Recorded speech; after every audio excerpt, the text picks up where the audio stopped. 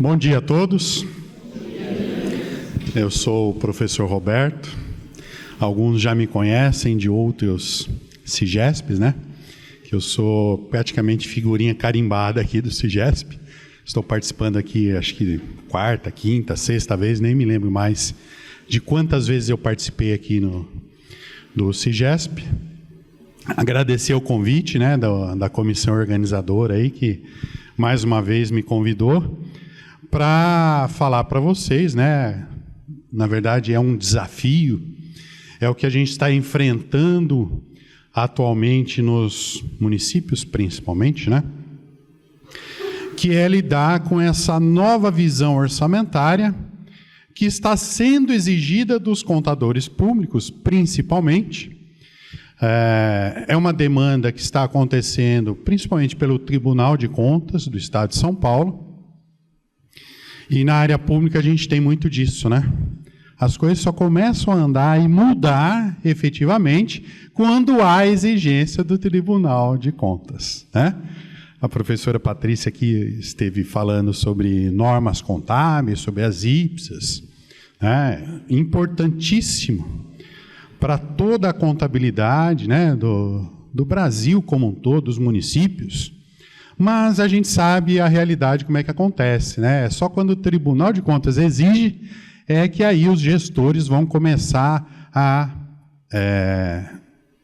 correr atrás dessas situações exigidas pelos órgãos de controle, né? Principalmente o Tribunal de Contas. Bom, e aí, nesse ambiente, a gente tem alguns desafios. E um dos grandes desafios, que eu até achei que, num primeiro momento, quando eu vi a nova lei de licitações, eu falei, bom, o impacto é lá para o pessoal de licitações, né? Vai mudar bastante, etc., né? Porque a gente era demandado, na contabilidade dos municípios, muito mais para fornecer o saldo das dotações, né? Então, o nosso dia a dia era basicamente esse, né? Quando licitações, quando compras precisava fazer ou efetivar um processo licitatório, um processo de compras, pedia lá para a gente a estimativa do impacto orçamentário financeiro, verificar se tinha dotação disponível ou não para aquela licitação, e a gente fazia a reserva orçamentária. Basicamente, era isso que a gente fazia, né? Aí vocês vão falar, mas esse professor está falando disso por quê, né? Qual a experiência dele? Bom, eu tenho 25 anos de administração pública municipal. Então, eu conheço a realidade do dia a dia da contabilidade, da parte orçamentária e finanças públicas municipais.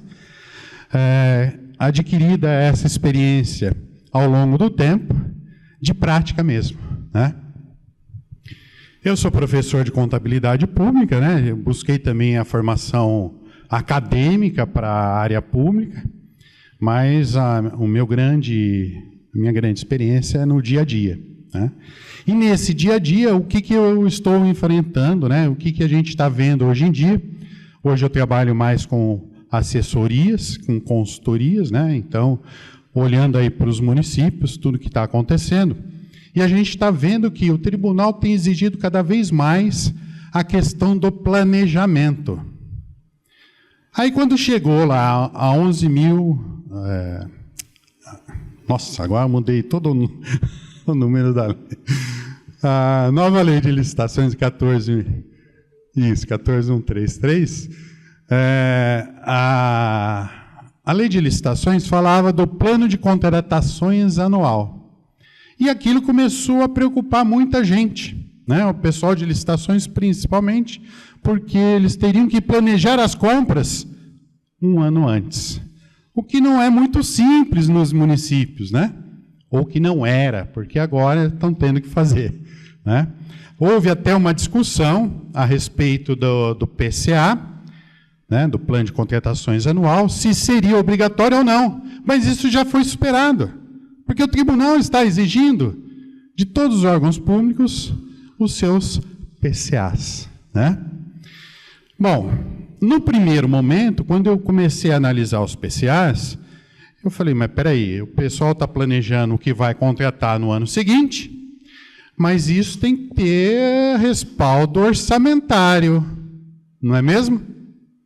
Senão ele está planejando comprar alguma coisa, mas não deixou dotação disponível na lei orçamentária anual.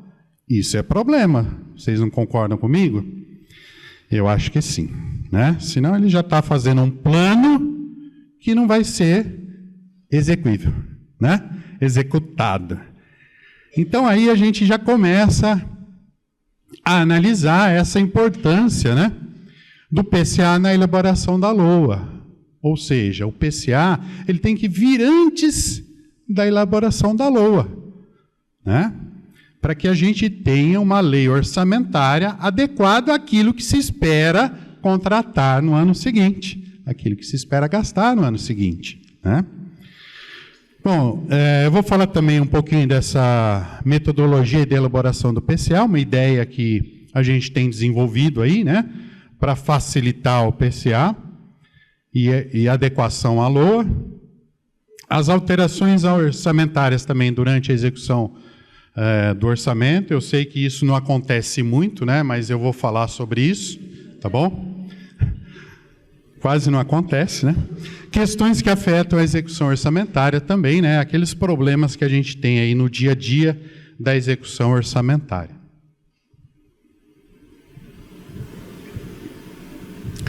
Bom, nós temos aqui, então, quando a gente fala do PCA, o que que acontece? Primeiro, a gente tem o cumprimento da legislação, né?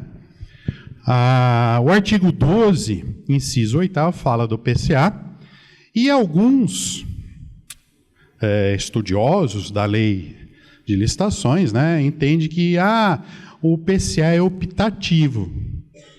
Ele pode ou não ser, porque a lei, né, diz que poderá ser feito um plano. Bom, isso já foi superado, viu, gente? Principalmente porque a maioria dos órgãos públicos dos municípios já regulamentaram, né, a forma de se fazer compras e licitações, porque a lei 14.133 exige. Então, já regulamentou isso e lá na regulamentação muitos já colocaram que o PCA seria elaborado. Então tem que fazer, né? Então o PCA se tornou uma ferramenta obrigatória, vamos chamar assim, para a elaboração do orçamento, né, dos órgãos municipais e do município como um todo, tá?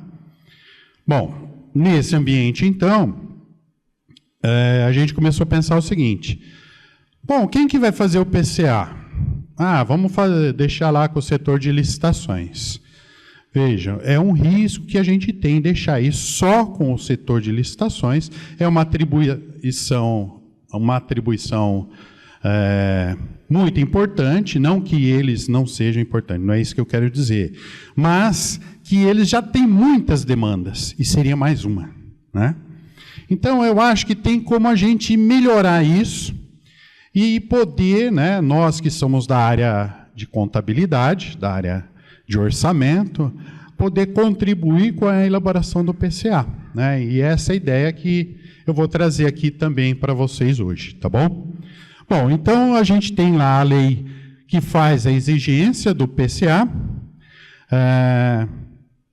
mas o PCA não é uma peça isolada, não é uma peça de planejamento isolada. Por quê? Porque tudo que vai se comprar ou contratar na área pública precisa ter dotação orçamentária disponível. Para ter dotação orçamentária disponível, eu preciso pedir a aprovação dessas dotações, que é na lei orçamentária anual, né? Aliás, o momento está bem propício a esse tema, né?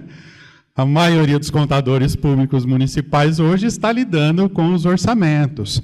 E esse ano, em especial, tem um desafio maior. Qual que é o desafio maior em termos de planejamento orçamentário? A elaboração do PPA, né? Muitos municípios ainda estão elaborando o PPA, né? Eu mesmo estou fazendo assessoria a alguns municípios que estão nesse processo de elaboração do PPA, e o PPA é onde tudo começa, né? Ou onde tudo deveria começar. Para isso, ele precisa ser bem feito, né? Com indicadores bem pensados, para que a gente consiga depois administrar tudo isso. Porque o tribunal tem demandado os órgãos públicos a respeito daquilo que eles colocam no PPA, de indicadores, né? Então, hoje a gente tem uma sequência, né, obrigatória praticamente isso. Vamos elaborar o PPA com indicadores que sejam mensuráveis, né? A gente tem que tomar esse cuidado também, porque depois a gente coloca um indicador e não consegue mensurar e vai dar problema na hora de prestar contas para o Tribunal de Contas. Porque, além de tudo, a gente tem um tal de IEGM. Já ouviram falar de IEGM? Então, tem o IEGM também, que cria uma pressão na gestão dos municípios, né, e que, em determinado momento, vai ajudar na aprovação ou reprovação das contas, né? O Tribunal de Contas já está prometendo fazer isso há algum tempo. E o Tribunal de Contas funciona assim, né? Ele vai avisando, em determinado momento ele começa a exigir, né? É como o caso do controle interno.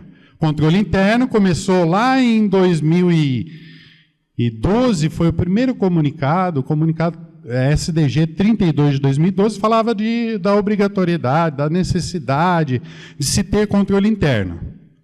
Foi pedindo, olha, município, nós vamos exigir isso, vamos exigir isso. Hoje, ele quer o controle interno, né? Nas suas fiscalizações, quem que ele procura? Antigamente era o contador, era o Roberto que ele ia procurar, agora não é mais. Agora é o controle interno, né? Então, a cada ano que passa, a gente está sendo mais demandado. O PPA, bem elaborado, é uma demanda real atualmente. Segunda demanda real, o PCA, né? Então, o PCA vai ser exigido e é preciso que o PCA seja muito alinhado à lei orçamentária anual, não pode ser descasado, pessoal, né? O PCA tem que caber dentro do orçamento. E o orçamento, por sua vez, não pode ser no limite do PCA, né? Tanto que a ideia que a gente tem é de elaborar o PCA já na estrutura orçamentária que a gente vai utilizar na LOA, por dotações orçamentárias, né? Por categoria econômica.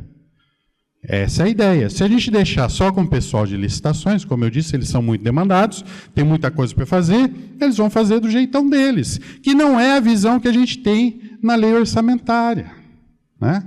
E aí eles vão fazer de um jeito, e depois para a gente transformar aquilo na lei orçamentária. Então, a ideia é a gente dar algum suporte para eles, e aqui eu vou colocar algumas ideias para a gente ajudar, né, o pessoal lá do setor de licitações a ter esse PCA alinhado à lei orçamentária anual, tá bom? Então, como sugestão, o que a gente faz?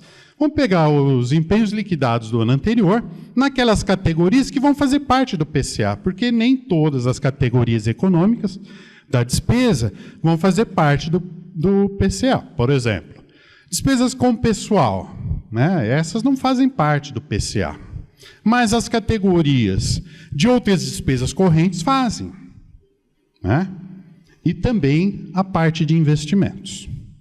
Então, nós vamos ter algumas categorias, né? As mais comuns é a 339030, material de consumo, 339039, né? Serviços terceiros, pessoa jurídica, talvez a 36, pessoa física, talvez a 35, né? O elemento 35 é consultoria, tá? A 40, essa eu tenho certeza que vai ter. Por quê? São serviços de TI, né? Então, todas essas categorias, a gente vai agrupar tudo isso com os empenhos que já foram liquidados. Por quê? Porque eu já sei o que o órgão utiliza, né? Então, dá para a gente agrupar tudo isso. Só que se a gente agrupar só no elemento da despesa, não vai ser muito bom. Por quê? O elemento da despesa ele é muito amplo, né? Se a gente pegar material de consumo, por exemplo, cabe um monte de coisa lá dentro de material de consumo. Então, qual que é a sugestão? A gente pegar o desdobramento do elemento da despesa. Alguns sistemas têm isso como subelemento da despesa, né? Então a gente separa e agrupa os liquidados pelo subelemento ou desdobramento da despesa, faz uma lista desses agrupamentos e já tem uma estimativa de valor do que eu já utilizei, né, anteriormente. Pode ser do ano anterior, pode ser do primeiro semestre de 2025. O valor nem é tão importante, falar a verdade, viu? O que é mais importante? É saber o que gastou. Porque o valor ele pode ser estimado, né? A gente pode fazer uma média do que se gastou ao longo de 12 meses, tá? E projetar isso para frente, tá bom? Mas isso tudo é uma base que nós vamos passar para o pessoal de licitações, né? E de forma organizada. Por quê? Aí eles têm um padrãozão a ser seguido e vai facilitar muito depois o nosso trabalho lá na hora de elaborar a lei orçamentária. Por quê? Porque já estará por dotações, né? Só que lá para compras também não dá para ser só por dotações. Por quê? Porque eles vão querer por tipo de gasto. Então a gente tem que fazer 2 agrupamentos, né? Um por dotação, por subelemento, e o outro por tipo de gasto, por subelemento. Então, por exemplo, combustíveis, né? Então eu tenho que ter, eu sei que combustíveis geralmente tem várias dotações no orçamento que tem combustíveis, né? Na verdade, no orçamento não vai o subelemento, mas vai um 33,90/30. Então, são várias dotações que consomem combustíveis. E aí, se eu organizar só por dotações, vai ficar difícil para compras depois. Por quê? Porque eles vão ter que somar todos os combustíveis de cada 33,90/30. Entenderam o que eu quis dizer? Então, é mais fácil a gente fazer, colocar isso no Excel, filtrar isso pelo subelemento e já entregar tudo que se gastou de combustíveis para o setor de compras. Cabe, então, ao setor de licitações e compras verificar se aquele valor vai ser suficiente ou não. Mas a ideia aqui é não esquecer de nada do que já se utiliza. E, a partir desse momento, que seria uma base segura do que já se utiliza, eles vão agregar e colocar, né, juntamente com as secretarias, os departamentos, o que se espera fazer de novo, né? Ou melhor, o que se espera de fazer que não foi feito ainda. Então, uma nova contratação, uma nova aquisição de bens, né? Então, isso tudo vai somar aquilo que já se gastou. E aí a gente vai ter um PCA mais adequado à realidade daquilo que o órgão tem, né? Com isso, a gente começa a ter aí um melhor caminho para a lei orçamentária anual. Então, aqui eu tenho um exemplo, né, de uma planilhinha de Excel que eu fiz lá para uma das assessorias que eu faço, né? Então, eu agrupei ali pelo código da dotação, a unidade orçamentária e aí as descrições, né? A descrição, na verdade, é o subelemento, tá? Com os valores, né? Essa é uma das planilhas, né? Mas depois eu gerei outra somando todos os subelementos, né? Que fazem parte aí do PCA, tá bom? Aqui é de material de consumo, né? Mas a gente vai fazer isso uma para cada categoria econômica, o que vai facilitar muito lá para o setor de licitações, né? Na hora de preparar o PCA do órgão público como um todo, tá bom?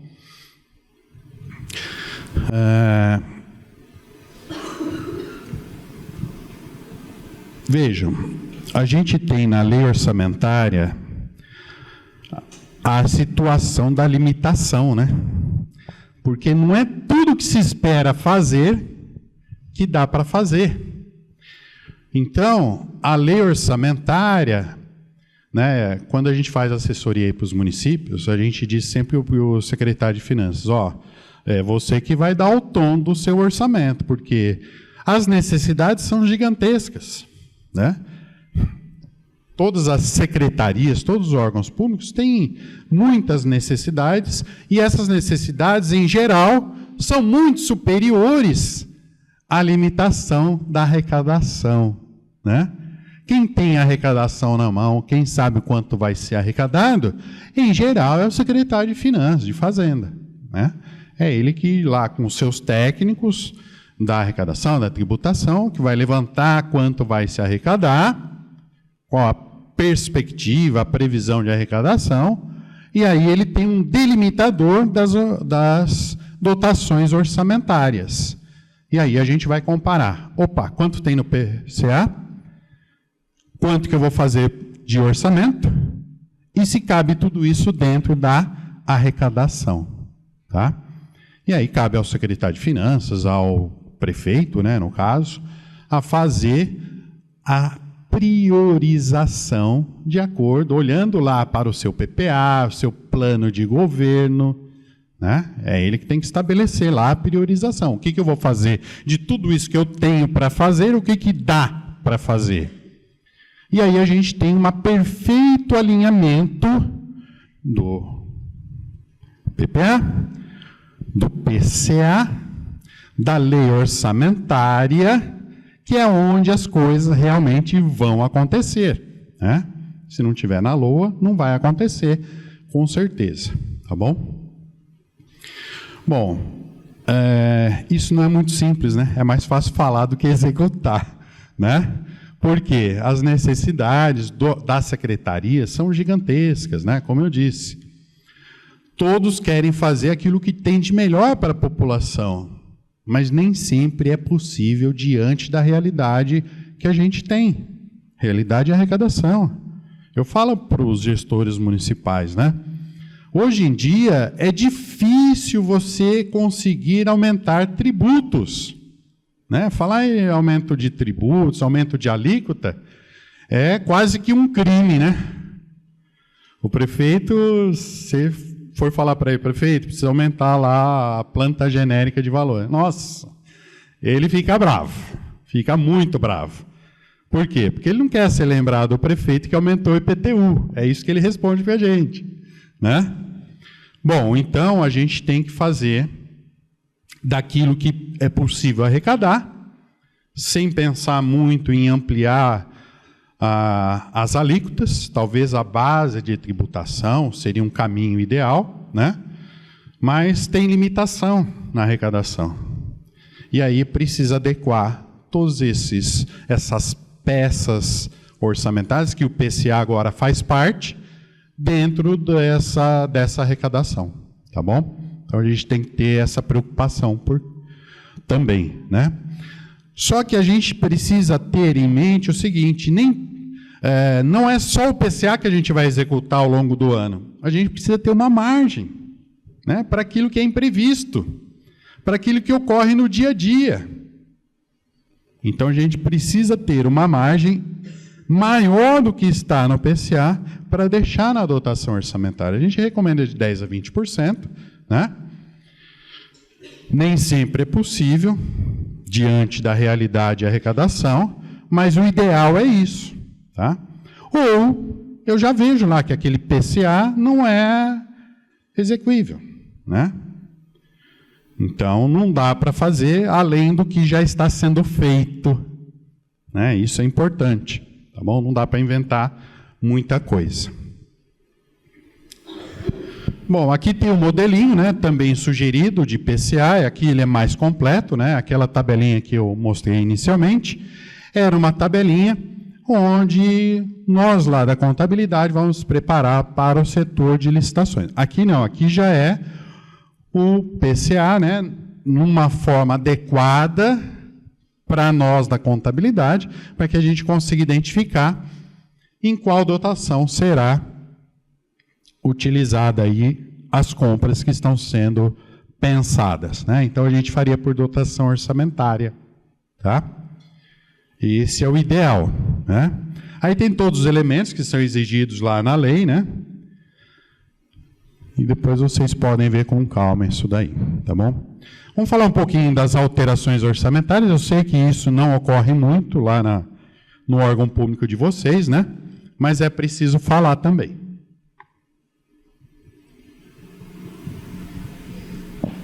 Qual que é a ideia aqui? Bom, vocês já devem estar cansados de ouvir que um bom planejamento, né? Precisa ter um bom planejamento para fazer pouca alteração orçamentária, né? Nossa, a gente faz um excelente planejamento. Chega na primeira semana de janeiro, já vem um secretário lá, mas eu preciso aumentar essa dotação aqui, porque surgiu uma demanda assim, assim, assado, e eu preciso fazer uma suplementação da dotação.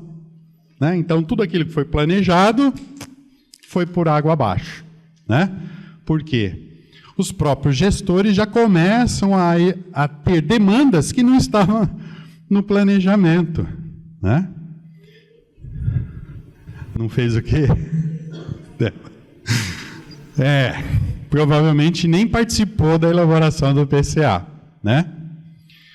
Mas vejam, essa situação é muito frequente nos municípios, né? A gente vê logo no mês de janeiro algumas alterações orçamentárias.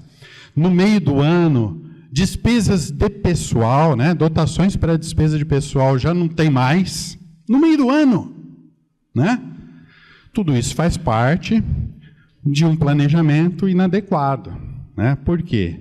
As primeiras dotações que a gente tem que pensar, qual que é? Aquela que não dá para mudar, aquela que não dá para alterar, não dá para reduzir muito, qual que é?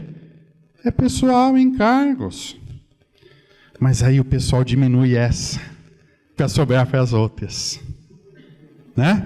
Para poder fazer a obra. Né? Aí vai liberando a obra ao longo do ano, chega em agosto, já não tem mais dotação para o pessoal. Olha que coisa linda, e a obra já está sendo executada. Né? Então a gente tem que tomar muito cuidado com isso. Né? Eu sei que ao longo do tempo os órgãos já estão melhorando esse processo, né? Então, pessoal e encargos, o pessoal já está dotando o mais próximo da realidade possível, né? Para que não ocorra esse tipo de situação, tá? Mas ainda tem ocorrido, né, Débora? Em alguns, prefiro não comentar. Verdade.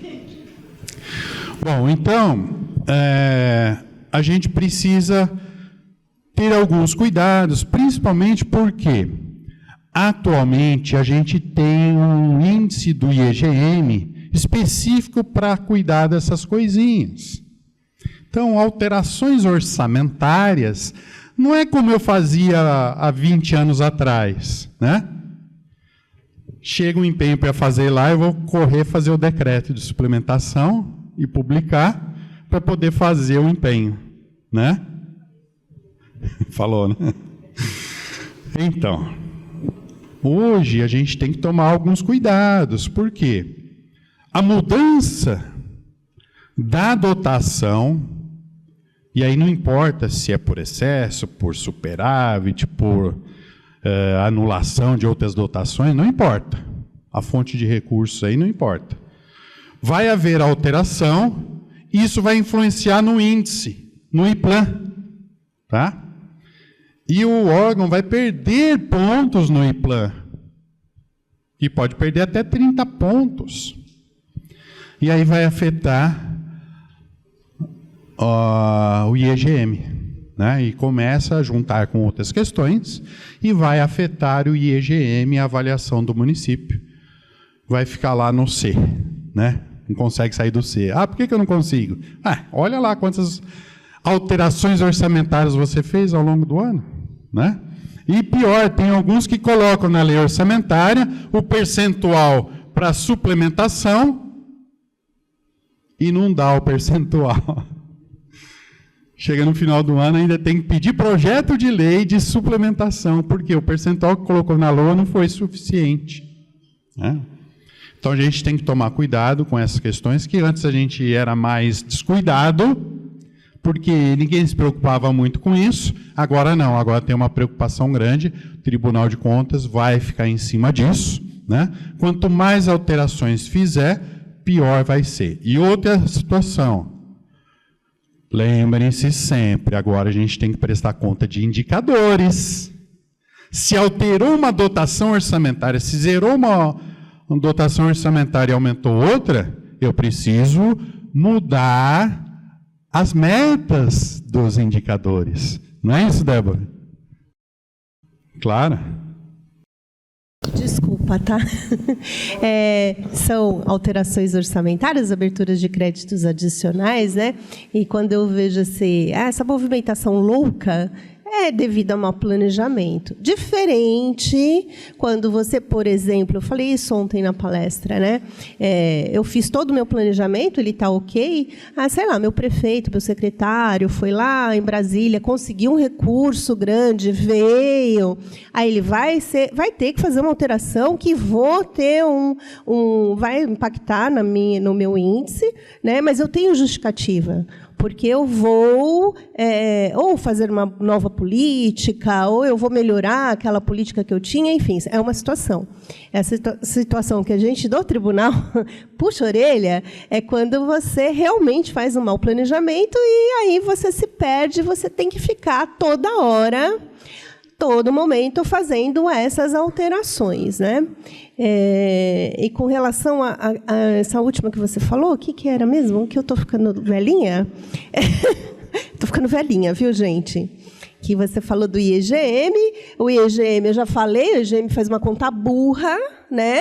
É sistema. O sistema não vai lá fazer a análise daquilo que você fez de alteração. Exatamente, ele só faz a conta. Olha, eu faço a continha lá, eu tinha isso, eu fiz isso de alteração e o percentual foi esse. E aí vocês vão ter que fazer as justificativas, né? Ou é um mau planejamento mesmo, ou é mudanças de políticas. Quando é mudanças de políticas, você vai alterar metas. E você tem que ter as justificativas para as alterações de metas. Às vezes você acaba fazendo uma abertura de crédito, ou até uma alteração, enfim, talvez você não mude a meta. Mas por quê? Porque eu tive uma situação econômica, né, que mudou, mas não vai mudar meu resultado. Mas precisa, sim, toda vez que você fizer e você mexer em algo, em algum tipo de política pública, ver se aquilo não vai impactar em meta ou até em indicadores. Então, é necessário mesmo fazer todo esse estudo, tá? Desculpa. Muito bem lembrado, Débora.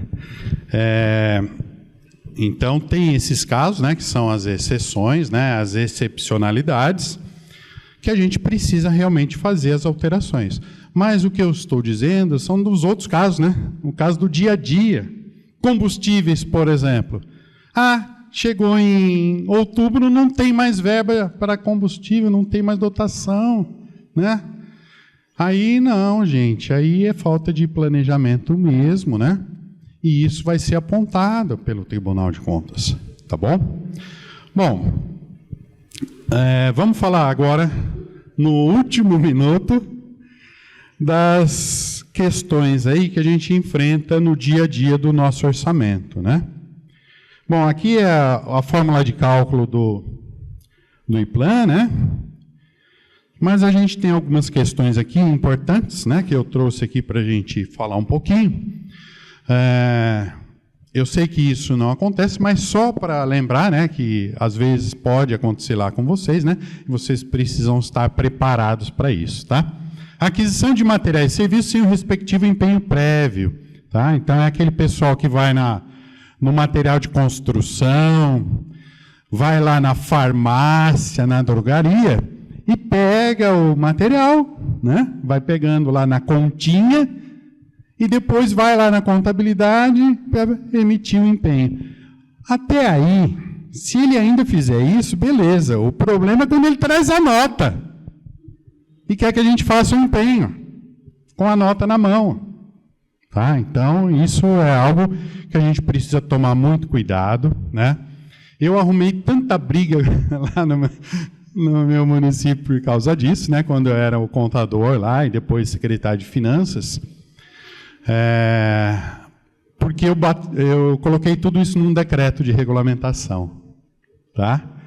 Aí quando põe no decreto, o pessoal não liga muito, mas aí eu comecei a mandar para sindicância. Aí eu arrumei inimizades. Mas também foi uma só, viu? A primeira que eu abri, nunca mais precisei fazer mais nada, né? Porque o pessoal já ficou sabendo. Opa! Não, então o decreto é de verdade, né? O Roberto mandou no fulano lá para a sindicância, mandei mesmo. Porque ela comprou em farmácias lá, e não foi pouquinho não, né? Foi cerca de 30 mil reais, e chegou lá para eu pagar a conta. Falei, não pago. Não, mas agora como é que faz? Ah, não sei. Não pago, não vou pagar. E não paguei. Né? Isso gerou processo, tal, aí foi pago por processo, né? Mas como é que pode isso, né? Bom, aquisição. Aqui tem um outro problema, né? Ata de registro de preço é um perigo isso, viu, pessoal? Por quê? Porque a ata de registro de preço fica aberto lá o contrato, o pessoal das secretarias pede direto para o fornecedor, sem avisar a gente. Aí chega a nota fiscal, cadê o empenho? Não tem empenho. Né? Aí é uma briga. Por quê? Porque a nota fiscal, muitas vezes vai sair fora da data do empenho, né? A gente não tem data para fazer o empenho da nota que, de alguns dias atrás, né? E isso cria esse problema. Ah, mas tinha ata de registro de preço. E daí? No decreto que eu estou falando, tem que colocar lá, ó, não pode executar a ata sem o empenho. Primeiro pede o empenho, depois executa a ata. Tá? Também arrumei encrenca, viu, por causa disso. Recebimento de bens e serviços sem a devida liquidação no momento, né? É o que a gente chama de engavetamento da nota. Então, a pessoa recebe lá na secretaria, né? Recebe, tudo bonitinho, recebeu o material, o serviço, belezinha, pôs a nota lá e esqueceu, e esquece, tá? De mandar para a gente, né? Aí, o que acontece? Sindicância também, né? Ué, é assim que a gente vai mitigando esses casos, né? Por quê? O pessoal já sabe. Opa, não posso. Opa, chegou a nota, eu já tenho que mandar. Chegou a nota, eu já tenho que mandar. Né? Tanto que agora, Débora, eu estou até pensando em desenvolver um sistema para captar as notas a hora que sai do fornecedor. Também tem isso. Outros casos. A gente ficaria o dia inteiro falando desses problemas, né?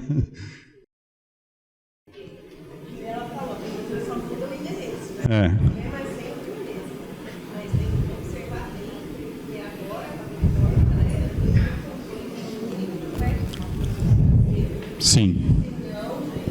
Senão vai desandar muito a coisa, né? Mais do que já está desandado. Classificação genérica ou incorreta do desdobramento da despesa. Eu coloquei isso daqui, pessoal, porque eu vejo em alguns municípios, né, alguns órgãos, o pessoal usando o desdobramento 99. Esquece o 99, gente. Faz de conta que ele não existe, não.